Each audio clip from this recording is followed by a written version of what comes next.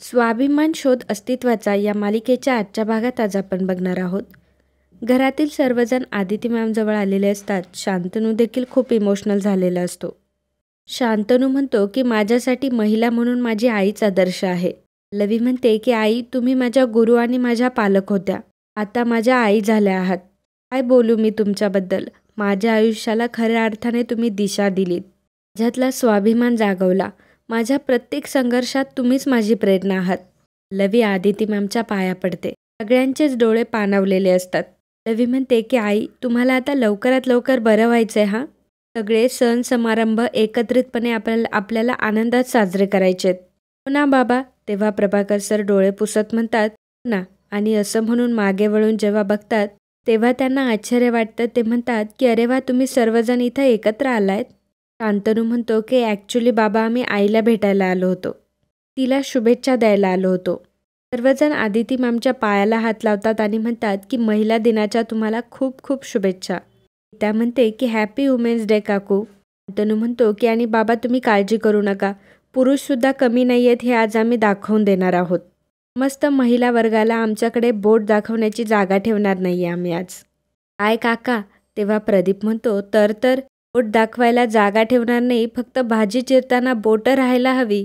असं म्हटल्यानंतर सर्वजण हसू लागतात. नाश्त्यासाठी सर्वजण बाहेर निघून जातात. मात्र विनायक तिथेच उभा असतो. विनायक सिस्टरला म्हणतो की सिस्टर, तुम्ही पण या, आमच्यासोबत थोडंसं खाऊन घ्या. आणि असं काय करताय तुम्ही, काकूंची एवढी सेवा करताय. आमच्यासोबत जर तुम्ही खाल्लं तर आम्हालाही आनंद होईल.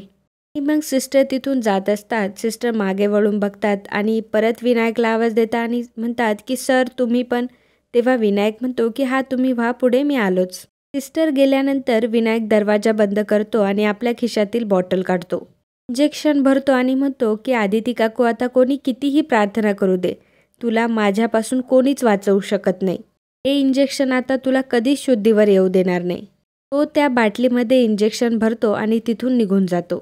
आणि त्याने आदिती मॅमला इंजेक्शन दिलेलं असतं. इकडे विनायक बाहेर येतो आणि म्हणतो की तुम्ही सिस्टरला अजून दिलं नाही आहे का जेवण. तो स्वतःच्या हाताने वाढतो आणि स्वतःच्या हाताने सिस्टरला जेवायला देतो. सिस्टर म्हणतात की मी रूममध्ये जाऊन खाते आणि तुम्ही सर्वांनी इथे येऊन जो मला काही मान दिलाय त्याबद्दल सर्वांचे मी आभार मानते. मग सिस्टर रूममध्ये निघून जातात. शांतनू सर्वांना सांगतो बसा आता. भावरी देखील म्हणते की चला आपण आता एकत्रच खाऊयात. शांतनू म्हणतो की नाही, आजच्या दिवशी तुम्ही बसायचं आणि आम्ही सर्व तुम्हाला सर्व करणार. विनायक म्हणतो की शांतनू एकदा बोलला ना, आता फायनल. हो प्लीज तुम्ही बसा बरं आता.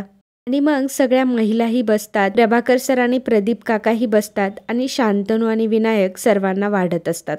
प्रभाकर सर म्हणतात की वा, महिला दिनाचा हा प्लॅन मला मस्त आवडलाय.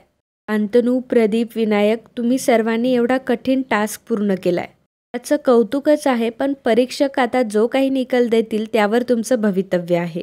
तनू म्हणतो की पॉईंट आहे. चला तर मग सुरुवात करा. सर्वजण खाऊन बघत असतात.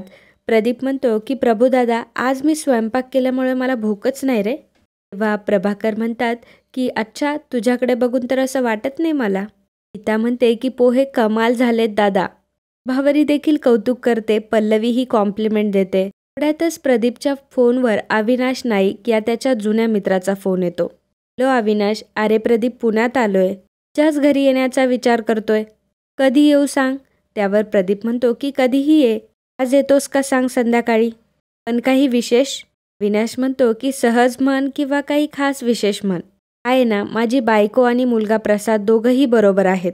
तर तुमची गीता आणि आमचा प्रसाद या दोघांची भेट घडवून आणण्याचा विचार होता. आता त्याच्या लग्नाचं बघतच होतो आम्ही. म्हटलं एकदा गीता आणि त्याची भेट घडून आणावीत. प्रदीप म्हणतो की अरे वा वा वा, उत्तम कल्पना आहे, आवडली मला. अविनाश म्हणतो की माझ्या आणि माझ्या बायकोच्या डोक्यात कधीपासनं हेच सुरू होतं, पण तुझ्याशी बोलायचं राहून गेलं होतं. प्रदीप म्हणतो की ठीक आहे, तुम्ही संध्याकाळीच या, वाट बघतोय तुमची. आजच्या आज कार्यक्रम उरकून टाकूयात. अविनाश म्हणतो की ठीक आहे, भेटूयात. फोन ठेवून दिल्यावर विभावरी विचारते की काय हो, कसला कार्यक्रम. तेव्हा प्रदीप म्हणतो की अगं विभा, गुड न्यूज आहे. माझा मित्र आहे ना अविनाश नाईक, तो आता त्याच्या फॅमिलीसोबत पुण्यात आलाय. संध्याकाळी मी त्याला आपल्या घरी बोलावलंय. त्याचा मुलगा प्रसाद आणि आपली गीता या दोघांचं लग्न व्हावं असं त्यांच्या मनात आहे. आश्चर्यचकित होऊन विभावरी उठून उभी राहते आणि म्हणते की गीताचं लग्न असं अचानक. गीता पण उभी राहते आणि म्हणते की बाबा सिरियसली? अहो बाबा, आम्हाला एकदा तरी विचारायचं तरी. मुलाला अजून आपण बघितलं सुद्धा नाही. प्रदीप म्हणतो की असं काय करताय तुम्ही दोघीजणी?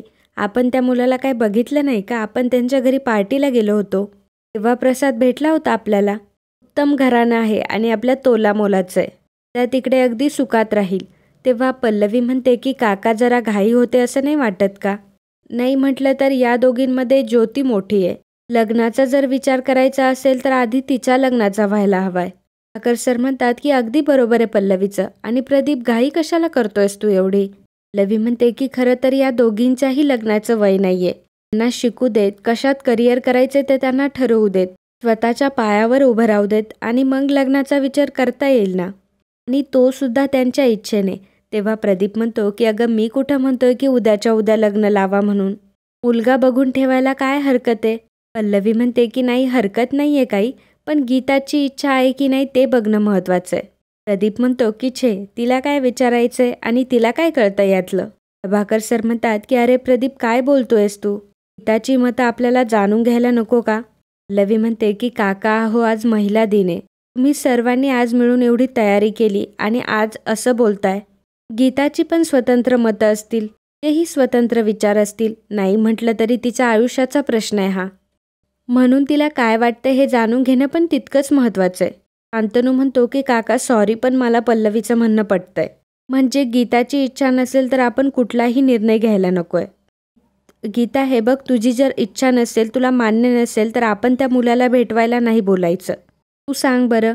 तेव्हा प्रदीप म्हणतो की तुम्ही सर्वजण हा विषय खूप ताणताय बरं का.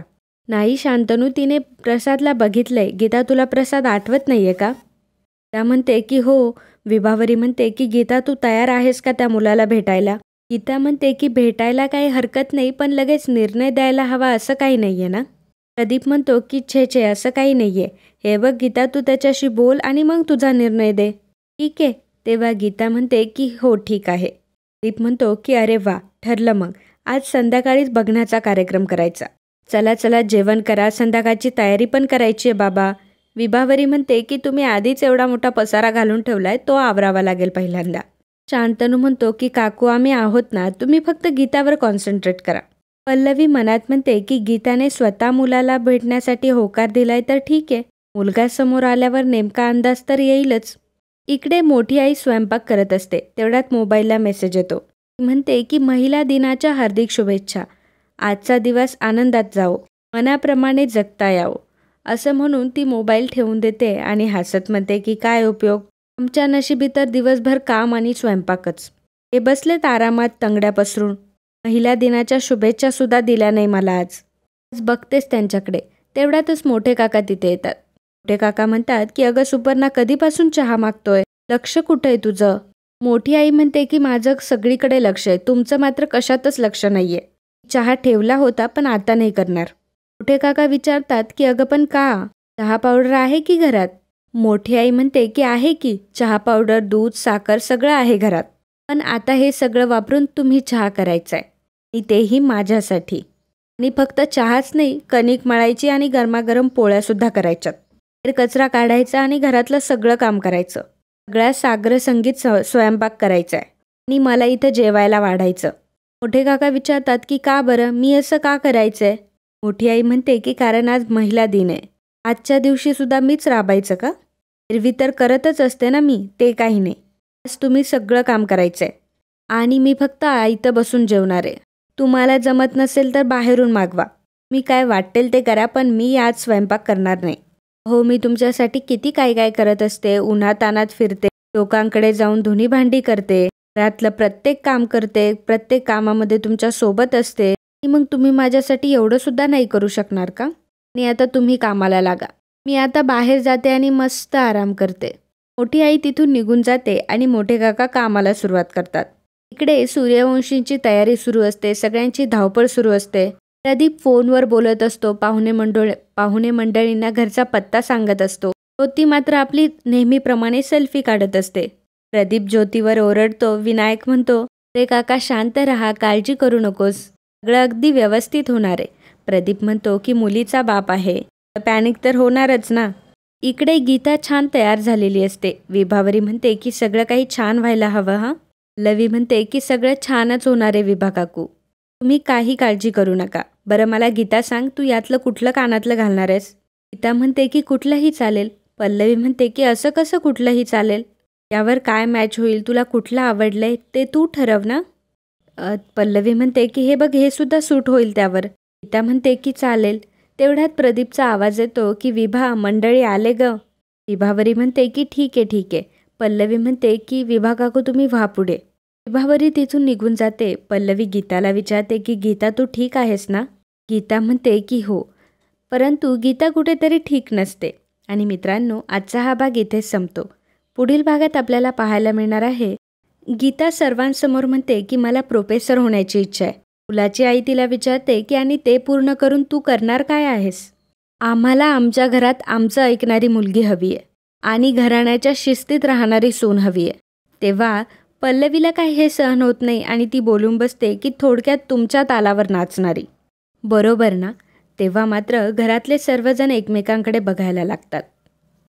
तर मित्रांनो, कालच्या भागात कमेंट करणारे आपले दर्शक होते ज्ञानेश्वर आचारी, दर्शन कदम, रुली, ज्योती पाटील, पूजा कांबळे, सुमन जगताप, आकाश जाधव, विजय बम, निशा पाटील, हर्षाली मोरे, सौंदर्या चव्हाण, अलका राजमाने, चेतना पेनकर, चंद्रशेखर भातवाडेकर, आशा रायकर, दीपाली बाजरे, अनघा, संध्या बोराडे, मधुकर, साईल धागे, तुलसा, पियुष जोशी, अपर्णा, योगिता पुंडे, आराधना गजबे, अजय वागचौरे, योगेश मेश्रम, सुशांत जगनम, स्नेहा तायडे, शैला मांडगे, मनीषा पाटील, उज्ज्वला वाडकर, स्मिता मोक्षी, अक्षय भालेकर, गीता चंदेर, रामदास चक्रे, आनंद केसवानी, अर्जुन खाडे, धनश्री देशमाने, रवी कवडे, बिनी, सुभाष कांबळे, बीना परांजपे या सर्वांनी व्हिडिओला कमेंट करून खूप छान प्रतिसाद दिल्याबद्दल खूप खूप धन्यवाद.